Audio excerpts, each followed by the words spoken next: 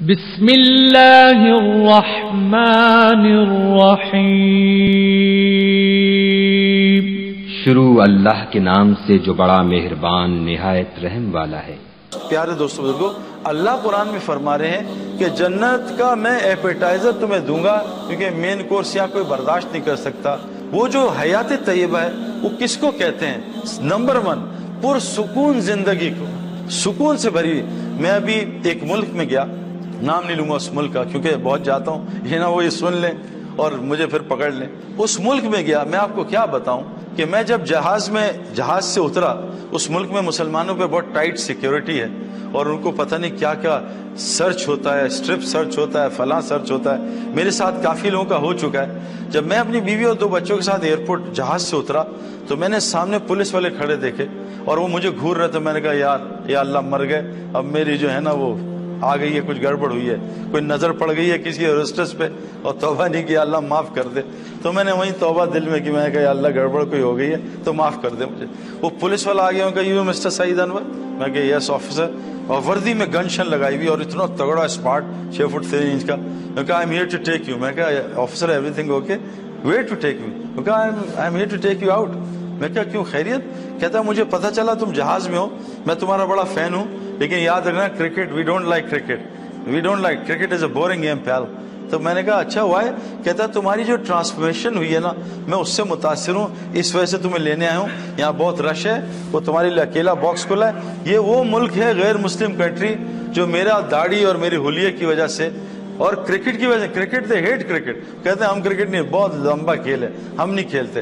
تو وہ مجھے لینے آیا، میری بیوی حیران پریشان، کہتا فالو می، وہاں باکس پہ لے گیا، کوئی آدمی نہیں تھا، اسے میرا چیک کیا، 2 منٹ اسپین لگایا، کہتا تم یہاں کھڑے ہو، میں وہاں سے جا رہا ہوں، وہاں بیلٹ پہ جاؤں گا، وہاں تمہارا انتظار کروں سامان۔ میں کہا آفیسر دیکھو میں سعودیہ سے آ رہا ہوں، میرے پاس 5 بڑے ڈبے ہیں، اس میں کشنز ہیں، کچھ نہیں۔ وہ کہا تمہاری کوئی چیز چیک نہیں ہوگی، یو آر آل کلین مین، تم بس وہاں آؤ بیلٹ پہ، میں تم سے بات کرنا چاہتا ہوں۔ تو جب میں بیلٹ پہ پہنچا تو وہ بڑا وہاں کی ایئرپورٹ کا آئی جی تھا، آئی جی وہاں کی کسٹمز امیگریشن کا۔ تو اس نے، میں نے کہا بھائی تم کیا پوچھ رہے تھے مجھ سے؟ کہتا کچھ سوالات ہیں۔ میں کہا پہلے میں تم سے سوال کرتا ہوں۔ کہتا کر لو۔ میں نے 20 منٹ اس سے پوچھا، میں کہا ایک سوال کا جواب دو، میں بعد میں آپ کو سوالات بتاؤں گا۔ خیر جب وہ سوال کیے، میں کہا یور کوسچن؟ کہتا نو کوسچن۔ مجھے باہر لے کے گیا سامان کے ساتھ، کہتا I'll see you soon۔ میں خیر جب واپس پاکستان آ رہا تھا وہاں سعودیہ، تو یہ 25 پولیس والے، جن میں 2 آئی جی تھے ہمارے والے، 3 ڈی آئی جی تھے اور 20 کیپٹنز تھے، یہ وہاں کے دارالعلوم میں انہوں نے کہا کہ جی ہم سعید انور سے ملنا چاہتے ہیں اور انہیں ہمیں پتہ ہے یہاں آ رہا ہے تو ہماری ملاقات کرا۔ رمضان تھے، انہوں نے ان کو کہا سعید بھائی میں کہا تیار ہوں۔ تو میں رمضان میں ایک کمرے میں، مسجد کا کمرہ تھا، اس میں ان کو 25 آفیسر کو جمع کیا، وہ سب بیٹھ گئے، 5 میرے ساتھ بیٹھے، 20 جو باقی 15-20 تھے وہ نیچے بیٹھے۔ ابھی افطاری میں 1 گھنٹہ تھا۔ میں نے ان سے، انہوں نے کہا ہمارے کچھ کوسچنز ہیں۔ میں کہا لیکن پہلے میں کروں گا۔ ان کا کر لو۔ میں کہا تم مجھے یہ بتاؤ کہ دنیا کا سب سے بڑا انٹرٹینر جس کا میں بھی بچپن میں فین تھا، رابن ولیمز، وہ ڈپریشن سے کیوں مر گیا؟ ان کا ہاں سنا تو ہے لیکن وی ڈونٹ نو۔ میں کہا آر یو گائز ڈیٹیکٹیو؟ کہتا ہم ڈیٹیکٹیوز ہیں۔ میں کہا بتاؤ نا کہ رابن ولیمز نے خودکشی کیوں کی، وہ ڈپریشن سے کیوں مرا؟ میں کہا وی ڈونٹ نو۔ میں کہا یہ تمہارا ایک سنگر ہے امریکہ کا، پرنس، جو بہت امیر آدمی ہے، لڑکیاں دیوانے، لڑکے دیوانے، اس کا اپنا وہ جہاز ہے جو اس ٹائپ کا ایئر فورس 1 جو امریکن پریزیڈنٹ کا ہوتا ہے، اس ٹائپ کا پرائیویٹ پلین ہے، خوبصورت اپنا جہاز، اور اس کا گھر اور اس کا گھر کے انٹرنس اور گیٹ میں 1 کلومیٹر کی ڈرائیو ہے۔ میں کہا ہر بچہ اس کا دیوانہ، اس نے ابھی خودکشی کیوں کر لی؟ کہتے وی ڈونٹ نو۔ میں کہا یار اتنے پیسے، ہر آدمی کا شوق ہے مال ہو اور شہرت ہو، کہ مال بھی شہرت بھی، لڑکی لڑکے سب اس کے فین، اس نے خودکشی کیوں کر لی؟ میں کہا another question۔ کہتا کیا؟ میں کہا سنا ہے دنیا کی بہت بڑی سنگر اور ایکٹریس وٹنی ہیوسٹن ٹب میں ڈرگز لیتے مر گئی؟ کہا بالکل صحیح سنا، ایسا ہی ہوا ہے۔ میں کہا وہ ڈرگز سے کیوں مری؟ اب میں کوشچن اس کو کرتا رہا 20 منٹ، تو کہتے وی ڈونٹ نو۔ میں کہا میں جب چھوٹا تھا مجھے بھی 2 شوق تھے کہ میں مشہور ہو جاؤں اور پیسے آ جائیں، کسی درجے میں اللہ نے مجھے دے دیا، لیکن میری تو بے چینی نہیں گئی، میرا تو دل اور بے سکونی سے بھر گیا اور بے چینی سے بھر گیا۔ میں نے کہا میں بیٹھا انٹرنیٹ پہ اور گوگل پہ بیٹھا، بعض لوگ مشہور ہوتے ہیں، پیسے نہیں ہوتے تو وہ پیسے کے لیے دوڑ لگاتے ہیں، بعض پیسے والے ہوتے ہیں مشہور نہیں ہوتے، وہ سیاست میں گھس جاتے ہیں، چلو مشہوری بھی ہو جائے گی۔ میں کہا میں نے پچھلی سینچری کے 100 آدمی دیکھے جو مشہور بھی امیر بھی، سب کو دیکھا, سارے 100 آدمیوں کو دیکھا, وہ 3 طریقوں سے مرے ہیں. یا تو انہوں نے ڈرگز لی ہیں, اوور ڈوز آف ڈرگز, یا ڈپریشن سے مرے, یا انہوں نے خودکشیاں کی ہیں. میں کہا میں نے چوتھا اینڈ نہیں دیکھا. میں کہا آپ بتاؤ, آپ نے دیکھا تو بتا دو. میں آپ کو بتا نہیں سکتا کہ وہ ایک بہت بڑی کنٹری ہے, سپر پاور کنٹری ہے جس کے بارے میں بتا رہا ہوں. ان کی پولیس تھی, ان کے رنگ منگ لال ہوئے تھے. خیر بات کر کے, سوال کر کے افطاری شروع ہو گئی. افطاری کے بعد میں باہر گیا, انہوں نے کہا سعید بھائی کوئی لڑکے جمع میں دور دور سے آئے ہیں, آپ سے بات کرنا چاہتے ہیں. میں نے باہر جا کے بات شروع کی. وہ سارے آفیسرز باہر آئے 10 منٹ بعد کہ ہم نے یہ بات سنی, انگلش میں بولو. تو میں نے انگلش میں بات شروع کر دی. میں کہا 1 لاسٹ کویسچن آفیسر. کہتے ہیں گو ہیڈ کر لو. میں کہا پبلک میں کروں گا. میں کہا آفیسر یہ بتاؤ 30 بچے ہیں نان مسلم اور وائٹ ہیں, ہماری طرح بلیک نہیں ہے, وائٹ ہیں, اور نان مسلم ہے, مسلم نہیں ہے. وہ سب بھوکے تھے 3 دن سے.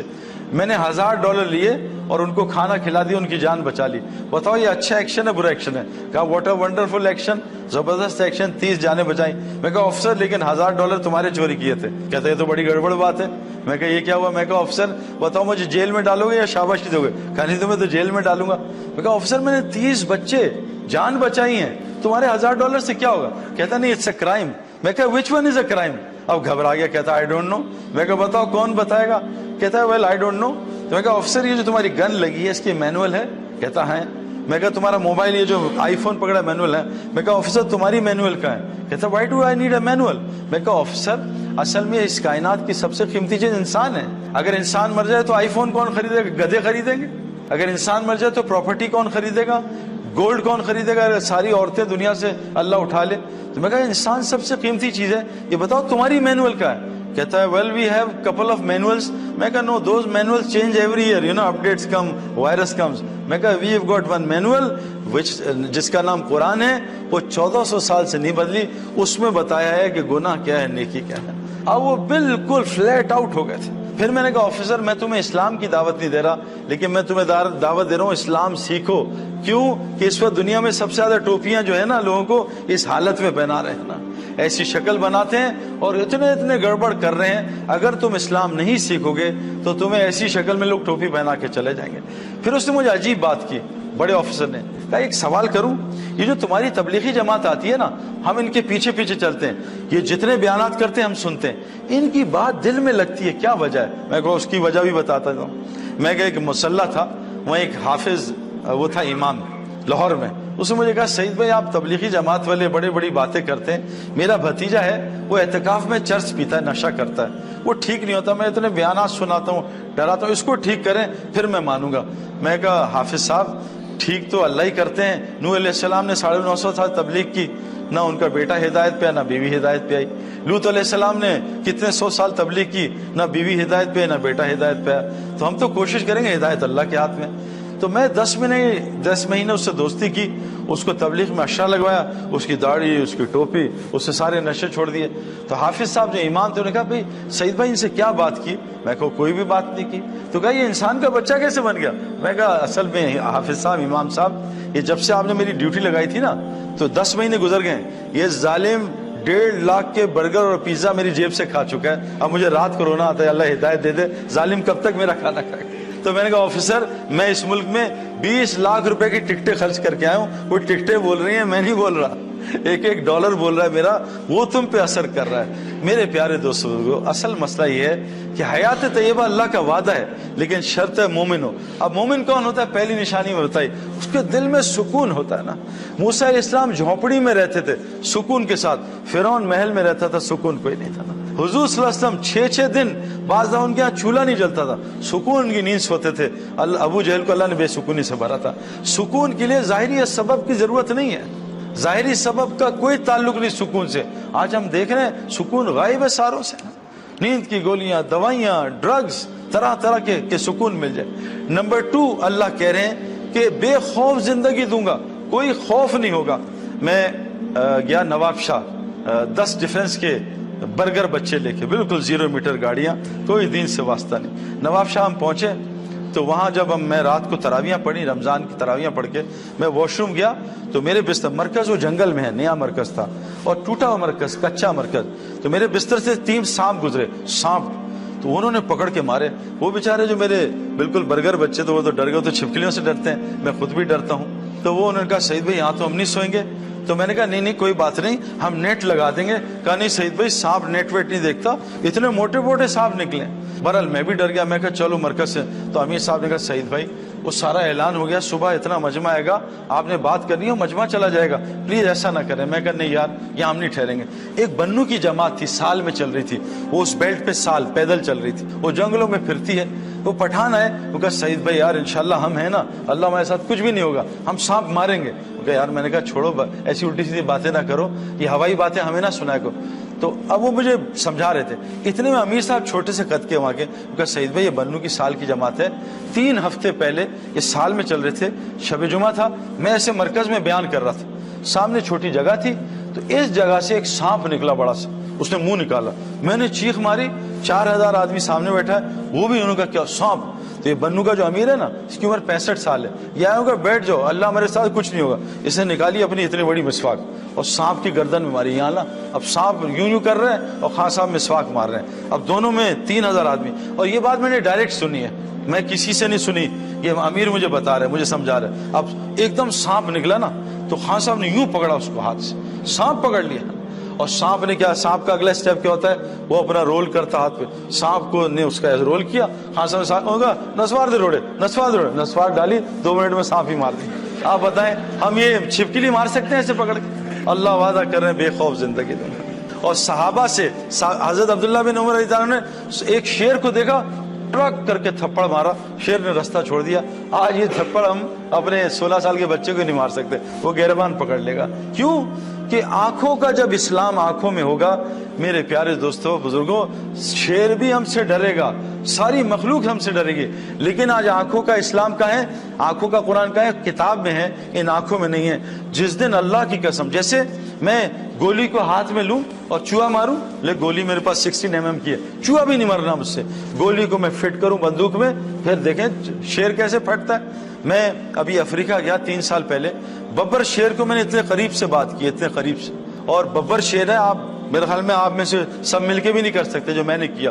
میں نے اس کو اتنی تڑیاں لگائی, میں ماروں گا تجھے, یہ کروں گا وہ. ببر شیر بیچارہ چپ کر کے سن رہا تھا, اس نے اف بھی نہیں کی اور نہ گرمی کا ہی سن رہا تھا. اور میں نے 10 منٹ اس کو دڑایا ہے, جو مرضی منہ میں آیا اس کو بولا ہے, شیر سنتا رہا. کیوں؟ شیر پنجرے میں بند تھا, میں کھلا کھڑا تھا.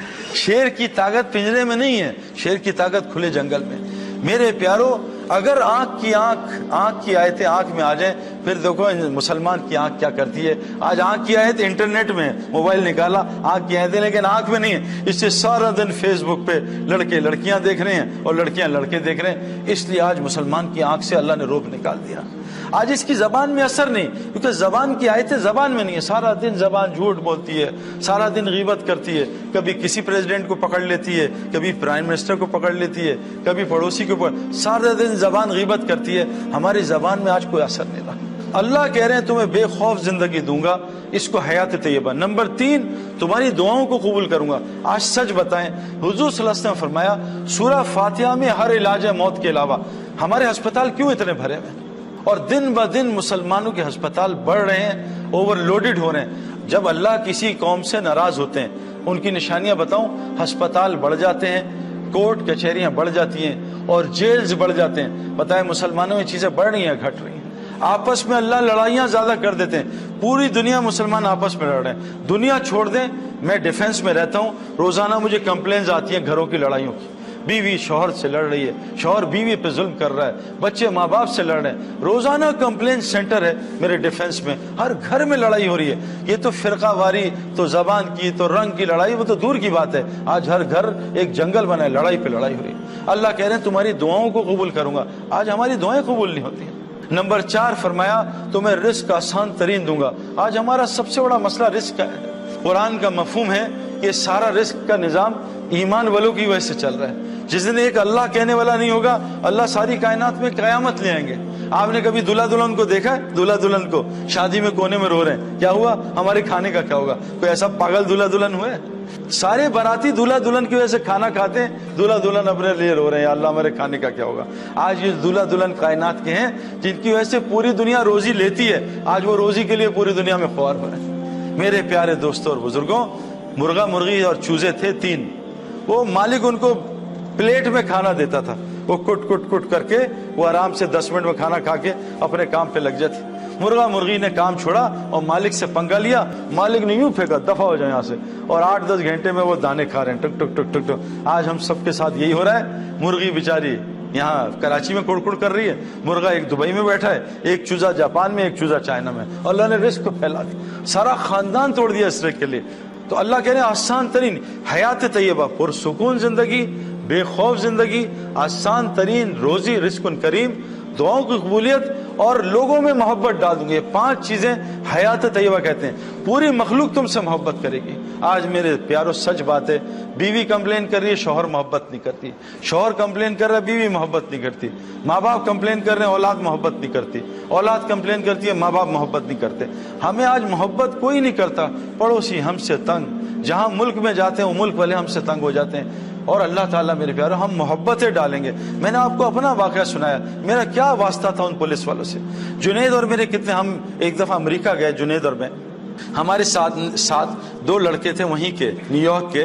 उन्होंने बिल्कुल अमेरिकन स्टाइल के कपड़े पहने और मुंह पे एक ताला सा लगाया था, जो दाढ़ी ये नहीं लगाते ऐसे, वो लगाया था, और यहीं की कैप उल्टी की थी।